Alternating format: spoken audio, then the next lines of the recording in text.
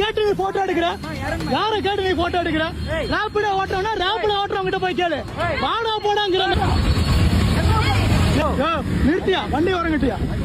வண்டி வரங்கட்டியா? நீ சொந்த வண்டியில போயிட்டு இருக்க, நான் என் குடும்பத்தோட போயிட்டு இருக்கேன். நீ எதுக்கு யாரை கேட்டியா நீ வீடியோ எடுத்த? அங்க போயிட்டு இருக்காங்க. இந்த ஊர்ல யாருக்கெல்லாம் பயப்படுறதுனே தெரியல. பைக் டாக்ஸிக்கும் ஆட்டோக்காரங்களுக்கு பிரச்சனைனா அவங்க என்னமோ அடிச்சுக்கிறாங்க, பைக் டாக்ஸியை பேன் பண்ணுறாங்க, என்னமோ பண்ணிட்டு போகிறாங்க. ஆஸ் எ காமன் மேனா நான் எதுக்கு வந்து ஒரு ஆட்டோக்காரருக்கு பதில் சொல்லணும்? இந்த மேலே தெரிகிறாரில் ஒருத்தர், அவர் வந்துட்டு ஒரு சிக்னலில் இந்த கை இருக்குல்ல, இந்த வந்து பிளட் வெசல் எனக்கு கட் ஆயிடுச்சு ஒரு சின்ன ஆக்சிடெண்ட்டில். நாங்கள் ஹாஸ்பிட்டல் போயிட்டுருக்கோம். ஹாஸ்பிட்டலில் போயிட்டு இருக்கும்போது அவர் ஒரு சிக்னல் இருக்கும்போது ஒரு ஆட்டோக்காரர் வந்து, டேய் நீ பைக் டாக்ஸி தானான்னு கேட்குறாரு. நீ என்ன பைக் டாக்ஸியா அப்படின்னு சொல்லிட்டு கேட்குறாரு. நான் வந்துட்டு நான் சரியாக கவனிக்கல. இல்லைங்க, நாங்கள் வந்துட்டு இது எங்களோட ஓன் வெஹிக்கல் தான். என் ஹஸ்பண்டு இவருக்கு வந்துட்டு நாங்கள் டாக்டர் கிட்ட போகிறோம், கையடிப்பட்டிருக்கு அப்படின்னு சொல்லிட்டு காமனாக நான் சொல்கிறேன். அதுக்கு அவர் அப்படி நல்ல ஒரு மாதிரி கேட்டுட்டு அப்படியா அப்படின்னு சொல்லிட்டு ஃபோனை எடுத்து அப்படியே சைலண்டாக இருந்துட்டு ஃபோனை எடுத்து இப்படி வச்சுட்டு ஃபோட்டோ எடுக்கிறாரு. இவங்களை ஃபோட்டோ எடுக்கிறதுக்கு அந்த ஆட்டோக்காரருக்கு என்ன ரைட்ஸ் இருக்குது?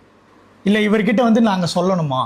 அதாவது வந்துட்டு நாங்கள் பைக் டாக்ஸி ஓட்டலாங்க, இங்கே பாருங்கள் எங்கள் ஆர்சி புக்கு, இந்த லைசன்ஸ் பாருங்கன்னு சொல்லி எல்லாத்துக்கிட்டையும் சொல்லணுமா? இந்த மாதிரி ஒரு சில ஆட்டோக்காரங்க பண்ணுறதுனால எல்லா ஆட்டோக்காரங்களுக்கும் சேர்ந்து தான் கெட்ட பேர். கரெக்டாக அந்த டெக்ஸ்டைல் பாலம் இறங்கி அங்கிருந்து அந்த சிக்னல் கிட்ட இருந்து நாங்கள் விரட்டுறோம், கணபதி கிட்ட வரைக்கும் நின்று பேசலாம்னு சொல்கிறோம், நிற்கவே மாட்டேங்கிறாரு. டேய் நீ பைக் டாக்ஸி தானே அப்படின்னு சொல்லிட்டு ஃபோட்டோ எடுக்கிறதுக்கு அவருக்கு என்ன ரைட்ஸ் இருக்குது? அதுவும் ஒரு பொண்ணு கூட இருக்கும்போது அவங்களே சேர்த்து ஃபோட்டோ எடுக்கலாமா?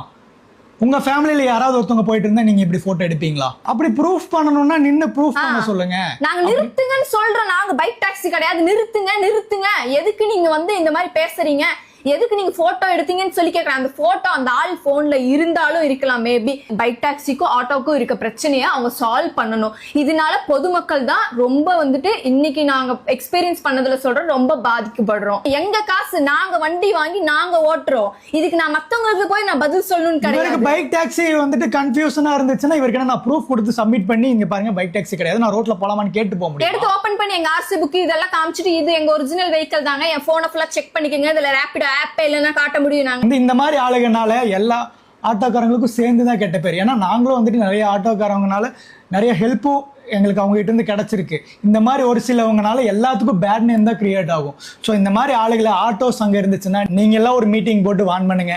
இல்லைன்னா traffic police sir, police department இருக்கு, அவங்க ஒரு ஆக்ஷன் எடுக்கணும் சார். இல்லைன்னா வந்துட்டு ஆஸ் அ காமன் மேனா யாருமே வந்துட்டு அவர் ஃபர்ஸ்ட் எந்த ஸ்டாண்ட்ல இருக்காருன்னு எங்களுக்கு தெரியாது. காந்திபுரமா கணபதியா எந்த ஸ்டாண்டுன்னு எங்களுக்கு தெரியாது. இன்கேஸ் அந்த ஸ்டாண்ட்ல தான் நீங்க பாத்துட்டு இருக்க யாரோ ஒரு ஆட்டோ மெம்பரா இருந்தீங்க, அந்த ஸ்டாண்ட்ல தான் இருக்காருன்னா தயவு செஞ்சு அவரை வார்ன் பண்ணுங்க ப்ளீஸ்.